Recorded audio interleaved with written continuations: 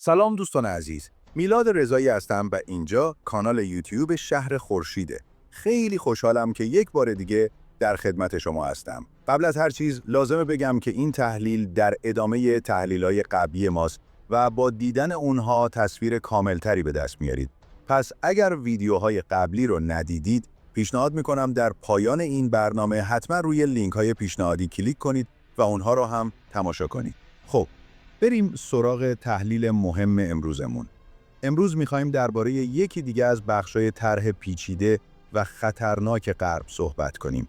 طرحی که این بار همسایه غربی ما یعنی عراق رو هدف گرفته. وقتی از دور به اوضاع فعلی عراق نگاه می‌کنیم، به نظر میاد که شاهد اوج گرفتن یک درگیری داخلی و یک بحران درونی هستیم. بحرانی که در ظاهر تکرار همون دعوای قدیمی بین نیروهای پیشمرگ در اقلیم کردستان و نیروهای هشت شعبی در عراق.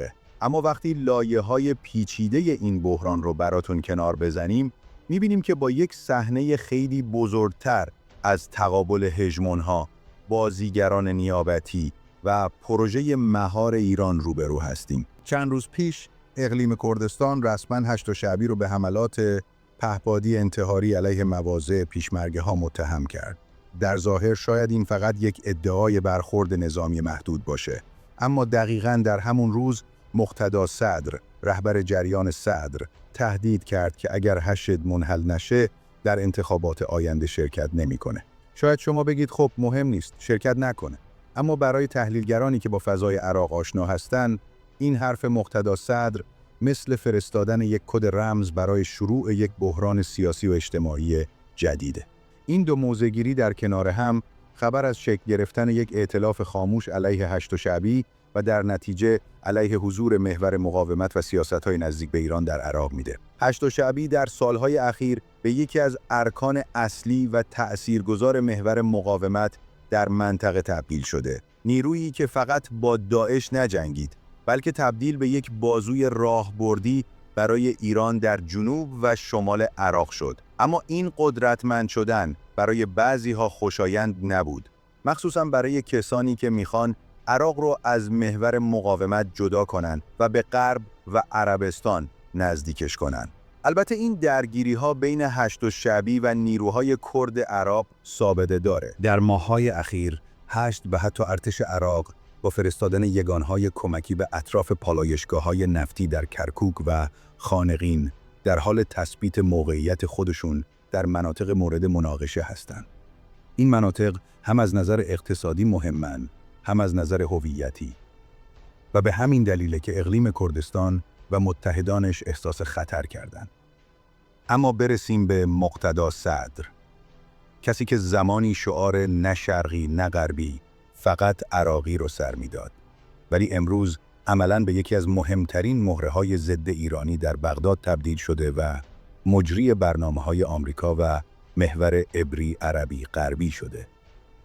صدر به ظاهر مستقل عمل میکنه، اما پشت پرده برنامه‌هاش کاملاً پیچیده و در چارچوب یک شبکه ضد ایرانی تنظیم شده. اون در سالهای اخیر روابط پنهانی با عربستان سعودی برقرار کرده. البته بعد از اون سفر جنجالی که به ریاض داشت و با محمد ابن سلمان دیدار کرد، رویکردهای ضد ایرانی و حتی ضد مرجعیت سابق خودش در عراق رو علنی تر دنبال کرد. علاوه بر کشورهای ثروتمند عربی، اون تماسهای مستمری هم با مقامهای انگلیس و آمریکا در چارچوب نظم جدید عراق داشته. نکته جالب اینجاست که با گذشت یک قرن از عقب نشینی بریتانیا از منطقه و تحویل قدرت به آمریکا، شما هنوز هم هر جای غرب آسیا رو که نگاه کنید میتونید نقش پررنگ انگلیس رو ببینید. در ماه‌های اخیر شخص تونی بلر، نخست وزیر دوران حمله غرب به عراق، مدیریت اتفاقات منطقه خصوصاً در سوریه رو به دست گرفته. غربی‌ها فقط به اقدامات نفوذی بسنده نکردند، بلکه حتی از طریق ساختارهای قانونی هم به سراغ زدن هشت شعبی رفتند. به عنوان مثال، در پارلمان عراق نمایندگان نزدیک به مقتدا صدر با ائتلاف با گروه‌های سکولار و غربگرا بارها سعی کردند نفوذ هشت و نیروهای مقاومت رو تضعیف کنند. صدر خوب فهمیده که برای رسیدن به قدرت مطلق و به قول خودش امامت شیعیان عراق باید هشت الشعبی رو حداقل منزوی کنه. چون تا وقتی این نیرو هست، تفکر مقاومت و تشیع فقهی نزدیک به ایران هم در عراق قدرت خواهد داشت. در این سناریو پیشمرگای اقلیم کردستان هم بیکار ننشستن. اونها در ظاهر یه نیروی محلی هستن، ولی سالهاست که با موساد، سیا و حتی امارات همکاری دارن. الان هم در هماهنگی با PPK که خودش یکی از گروه‌های تروریستی منطقه است، شروع به مقابله با گسترش هشت در شمال عراق کرده.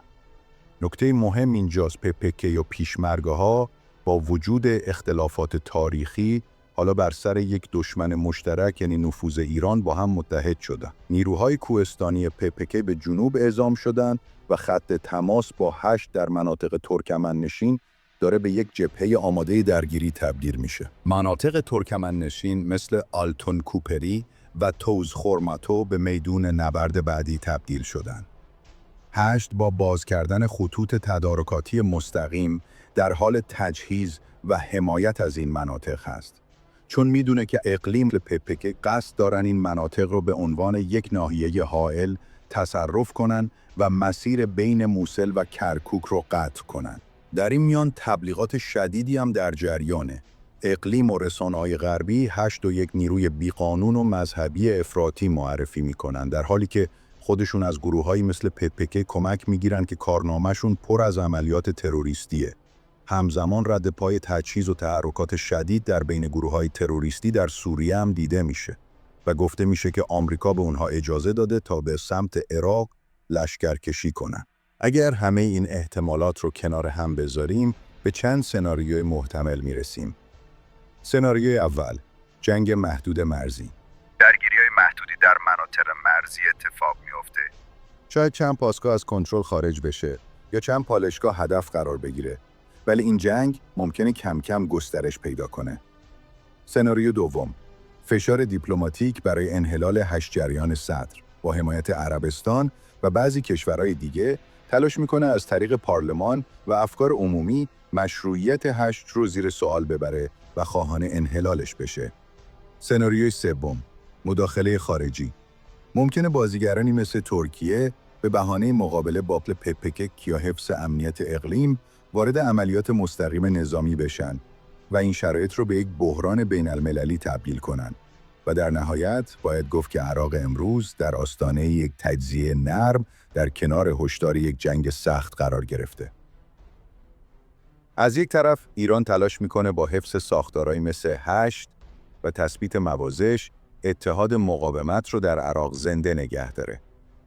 از طرف دیگه آمریکا میخواد به کمک نیروهای نیابتی خودش مثل جریان مقتدا صدر، اقلیم کردستان، PPK و تروریستای سوریه ائتلافی رو شکل بده تا محدودسازی یا حذف کامل ایران از عراق رو رقم بزنه.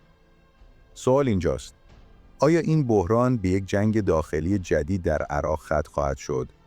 و مهمتر اینکه پاسخ ایران چه خواهد بود؟ خیلی ممنونم که تا اینجا با ما همراه بودید. امیدوارم که این تحلیل مورد توجهتون قرار گرفته باشه. راستی لایک و کامنت و سابسکرایب یادتون نره و اگر دوست داشتید میتونید از طریق لینک هایی که در بخش توضیحات هست از کانال ما حمایت کنید. وقتتون بخیر.